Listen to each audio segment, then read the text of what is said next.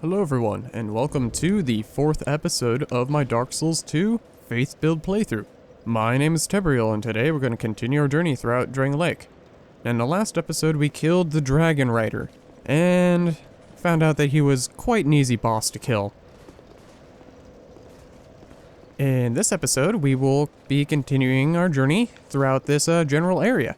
Now, there is one other boss in this area to kill. As I pointed out in the last episode, we were going to head to that cathedral. Now, in order to prepare for this episode, I did a little off-camera work. Now, if I bring up my HUD really quick, you'll see that I have 27,000 souls. Or 27.5 thousand souls, I suppose. And that was a massive amount compared to the amount that I left with in the last episode. In order to explain how I got this much, I will just say I did some co-op. Using the white soapstone, I put down my sign and had people summon me for the Dragon Rider boss. Helped about 5 or so people and got a bunch of souls in the process. So, in order to go join the Blue Covenant over there in that church, we're going to need a token of fidelity, which we need to prove that we actually helped someone, as that is a covenant about helping people. So, now that that's out of the way, we can go ahead and head out to that area. Now, if you want to see some of that off-camera stuff in the future, just let me know down in the comments, and maybe I can add it in at the beginning or end of a video. But I figure it wasn't really needed in this particular case. So, let's go ahead and head back down, and we'll go to that, cathedral over there. So, okay, we're gonna have to kill a couple of these enemies, unfortunately. We did kind of, sit at a bonfire, of course. Ooh, we got an old knight's helm. I didn't expect to actually see one of these armor pieces drop. Right here, that's a nice amount. However, it says it has very low durability, and indeed it does. So we're gonna go ahead and just not wear it for now. Maybe we'll think about it for some options in the future. But for now, let's go ahead and just keep it in mind. And stick with what we got now. Easy. With a crushing weapon that's upgraded, you can do just fine here. I mean, you don't even need to upgrade this weapon, frankly. It just helps a bit. So you can 1 or 2 shot these guys. Okay. Now, we got a little bit more of these guys to go through. And as you can see, the shield guys will tend to back off a bit and let the two-handers go after you first. It's interesting because they try to block you from leaving, and I think that was an interesting AI tactic that they had programmed into these guys. It's much different than a lot of the other enemies in Dark Souls who are generally just very aggressive. And this, it seems like some of them are actually employing tactics, which is quite nice to see. Okay. Going throughout here. We got one last enemy to kill, and then we can continue on. Gotta avoid this guy, of course. Back off a bit. And then 2-shot him just like everybody else. Easy. And then that'll come up. And we'll pull that. And that brings down the drawbridge. And we can find ourselves a way in.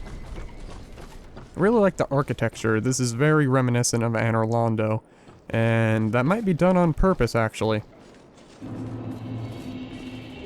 So we got an old Radiant Life Gem, very much like the other Life Gems, except better.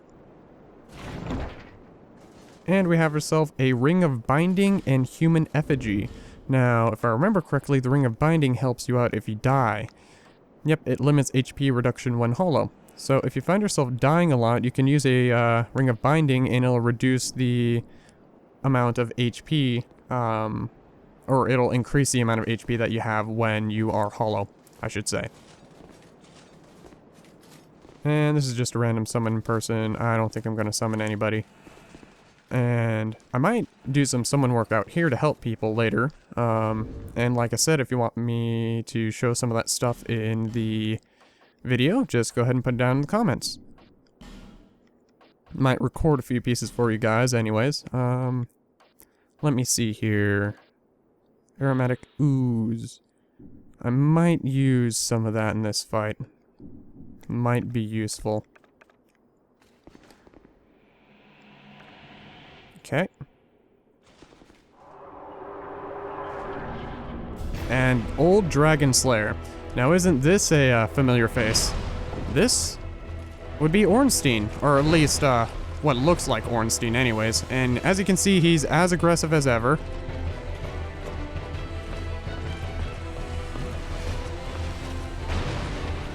And he may not be the actual Ornstein, we don't know exactly, but he seems to have dark powers in this, which is interesting. Instead of his usual lightning. So, I'm not sure what's going on with that, and neither do most people, actually. I don't think there's anything in the game which really explains that. Oh, whoops. Yep, I wasn't able to dodge that, unfortunately.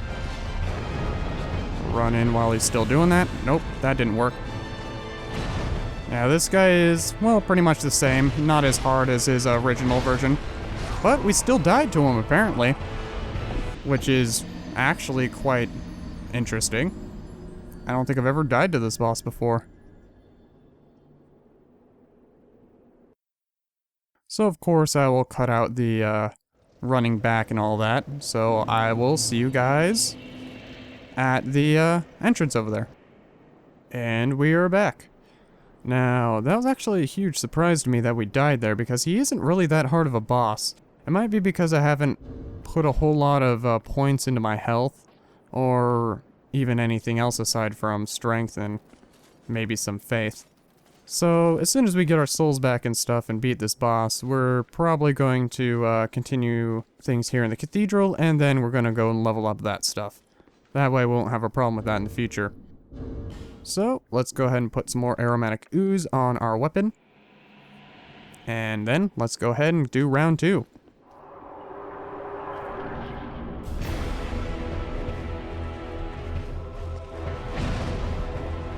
Okay, grabbed our souls.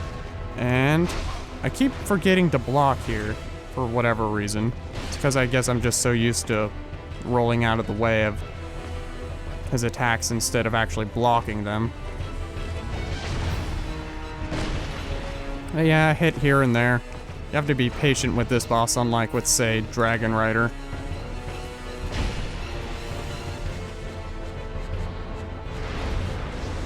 Otherwise, you will end up getting hurt quite a bit.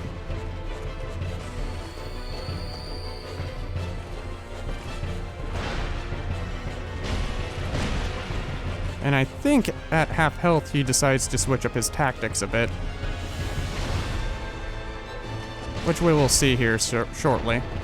Oh, I keep dodging just a little bit too late.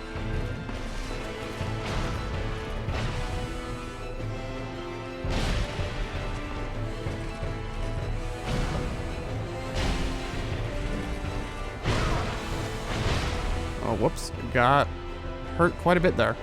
Let's see if we can dodge this. Yep, thankfully.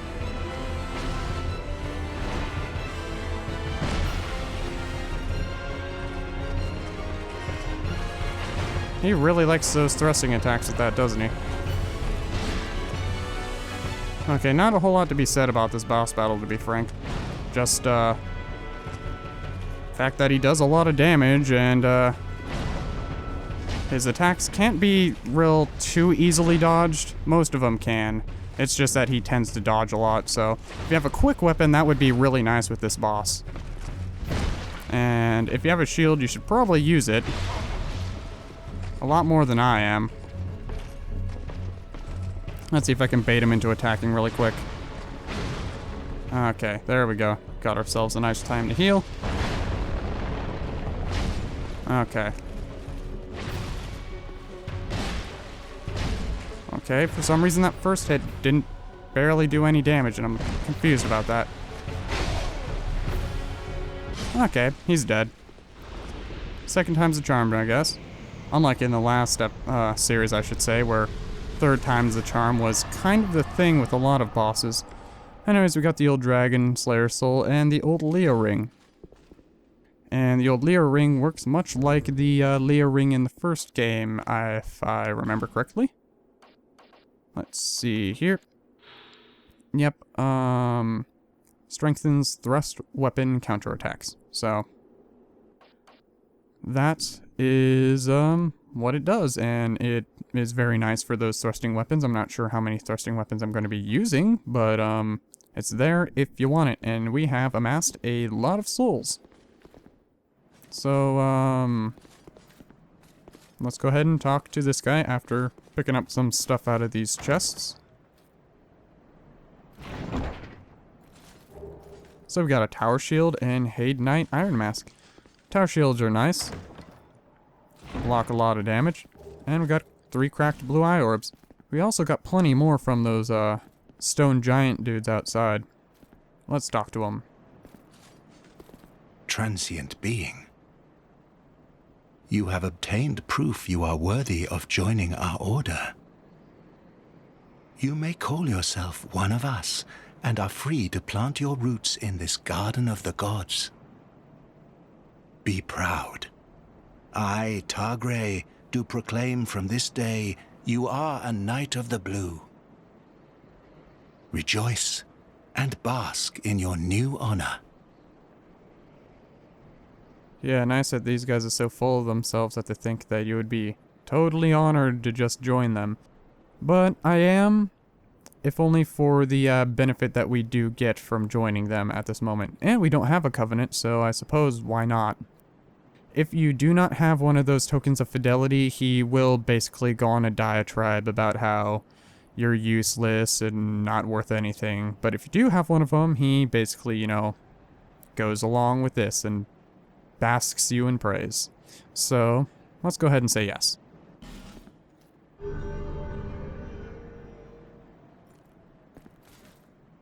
You are no longer a mere vagabond. You are now a guardian, a Knight of the Blue. Proud Knight, take this. Wear this ring and shine light upon stone. Then you will hear the voices of the Blue Apostles. Listen for their cries of help and repel the malicious invaders. This is the proud work of the Knights of the Blue, the way they elevate themselves to a higher plane. I'll provide what you need. You may visit me at any time. So these guys basically protect other Covenant members. These are the, I believe, the Way of the Blue, and then there's another Covenant that is similar.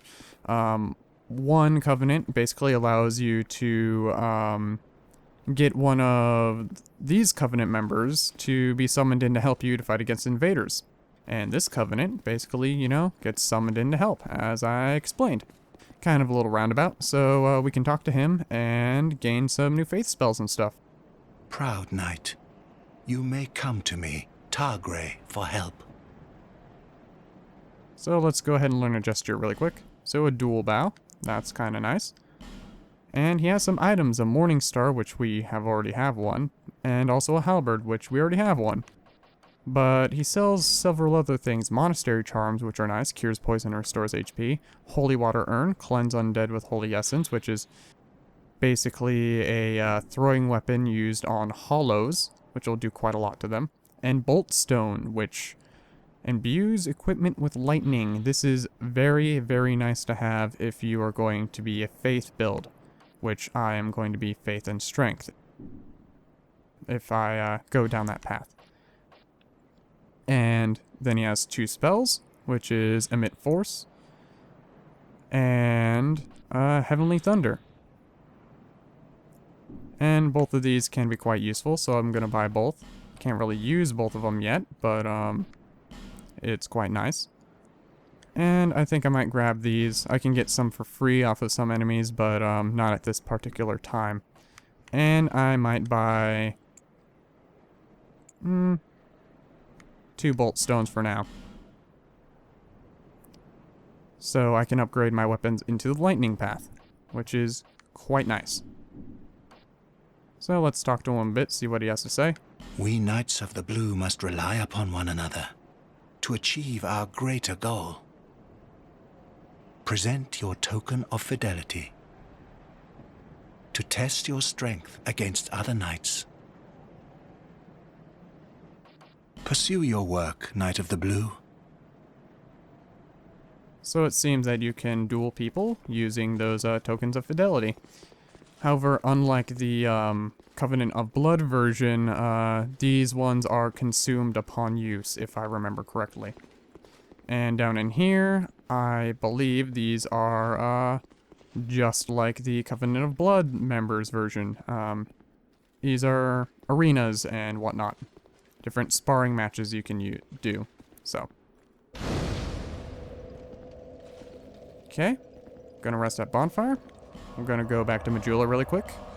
And we're gonna see about maybe upgrading some stuff and leveling up.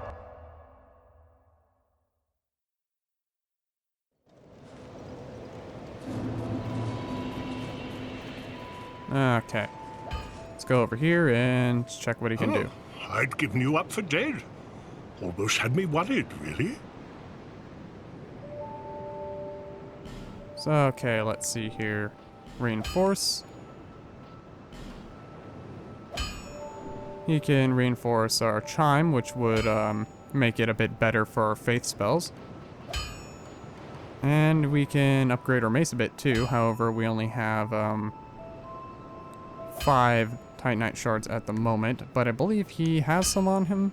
Or did we buy those? Nope, we did not buy them. So we can buy some if we so choose. In fact, let's go ahead and buy all of them. No point in wasting these souls while we got them, right? So now we can upgrade some stuff without having to worry too much about running out of these shards for now. So I upgraded it to +3. And I might do the same with my chime.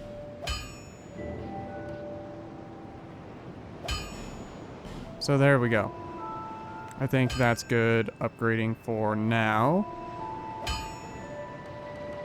Not gonna upgrade my armor. No use in doing that at this point. And we don't need to repair anything, so. Okay.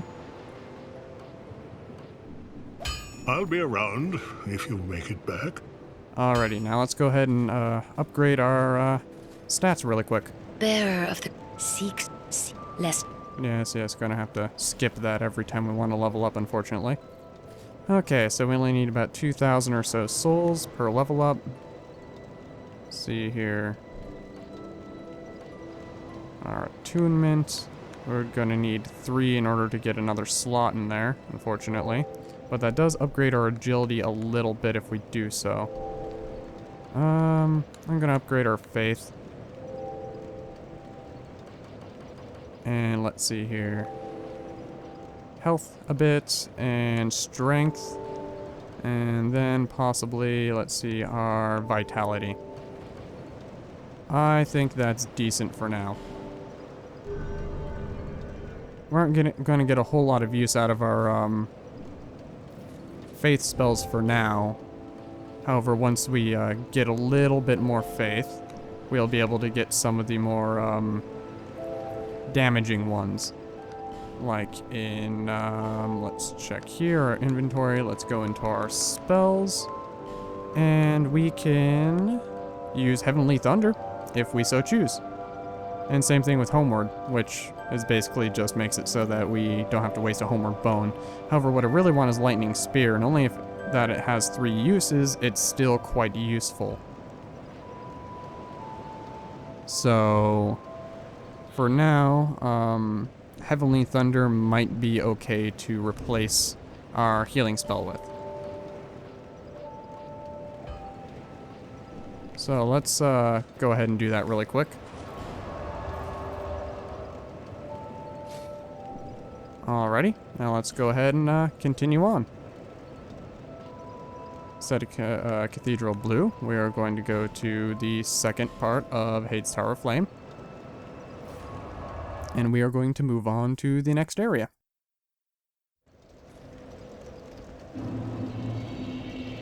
Okay. Let's see here. We're going to want to go this way. We're also going to want to equip a new shield here soon. This shield is not the greatest in terms of stats. It's not even a 100% block shield, unfortunately. This, however, is. But it has quite the encumbrance on it. And I want to stay relatively mobile at the moment. We might become a walking tank later, though. Okay, I always check back here to grab some monastery charms. Those are always nice, as I said earlier. And let's go ahead and put one on our hotbar. I don't think we're going to need them for a while. But, getting them right now on our hotbar shouldn't be too much of a problem, I think. Let's see here. Somehow that didn't hit us. Not sure exactly how, but, there you go. Okay. Come on after me.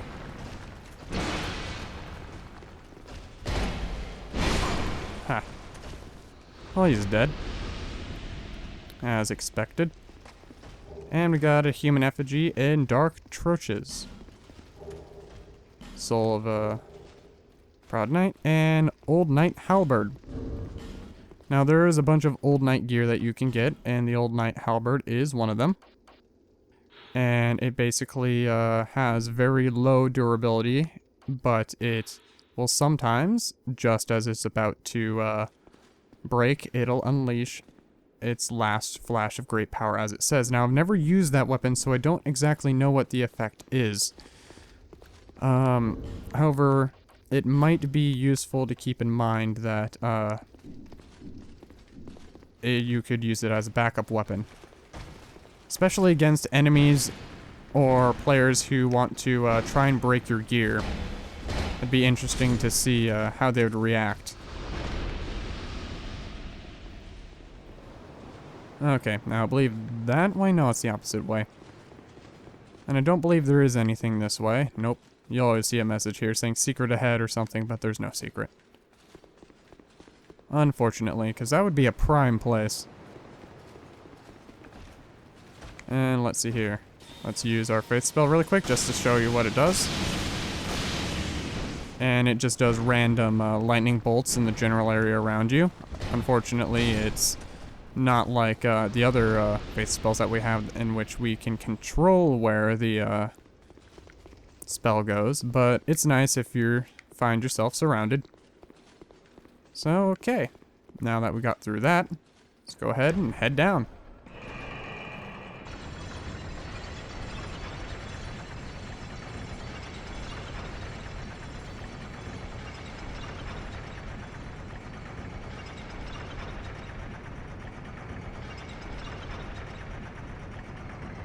Now, I may want to go back into Majula and pick up some small healing stones from, God, what was her name? Lamentia, I think?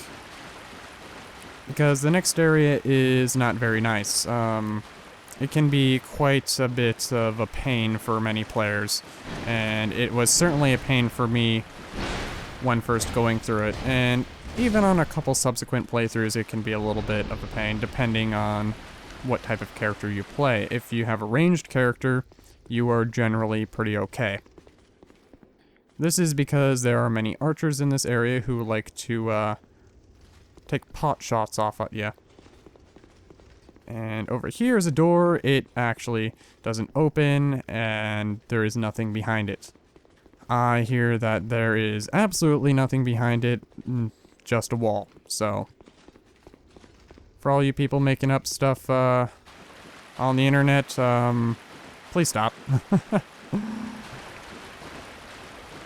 That's not going to happen, though. And that is where we need to go. So, I'm going to go back up there really quick. Because for some reason I thought up there is where we need to go. But yeah, I do love me a good story or two.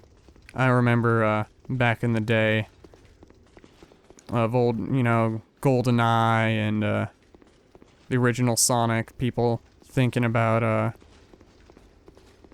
finding cool secrets and stuff on the internet. Well, not on the internet. Internet wasn't around back then. Or at least not in the form it is today. Just by hearsay, playground rumors. You can find Mew under the truck, that sort of thing. And most happen to be not true. And then there's ones like, you're able to skip the, God, was it continuous staircase in Super Mario 64, and that one turned out to be true. I do like stories like that, however, the internet has kind of ruined them, I should say, because it's so easy to disprove them now. I suppose it's also easy to make up fake evidence for them as well. Now that things like Photoshop and other, and mods and whatnot can be put in there to fake video evidence. But here, we have an NPC. What is it? I don't know you, and you don't know me. Things are better that way. Let's continue talking to her.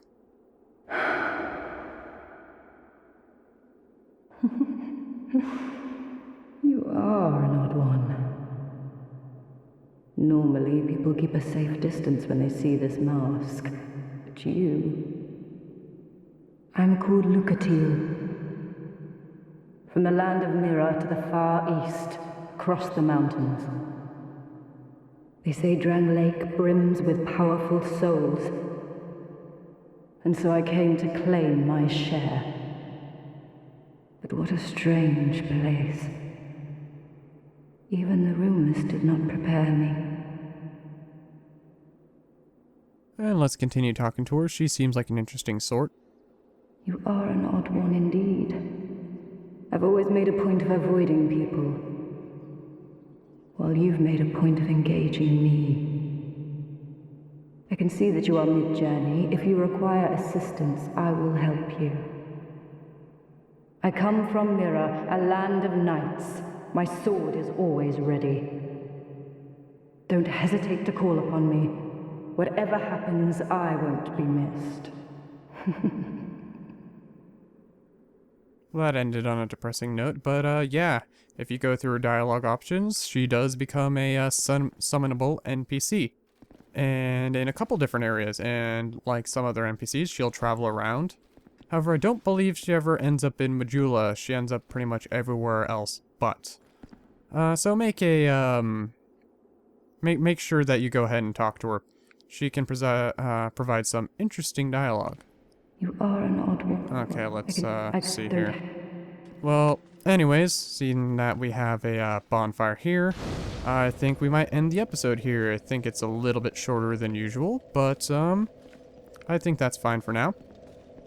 So, thank you guys for joining me on my Dark Souls 2 Faith Build playthrough. In the next episode, we're going to go ahead and continue that way through the Pirates Cove type area. And we will see if we have any trouble there. We might not, but that is for the future to see. So, goodbye everybody, take care, and see you in the next one.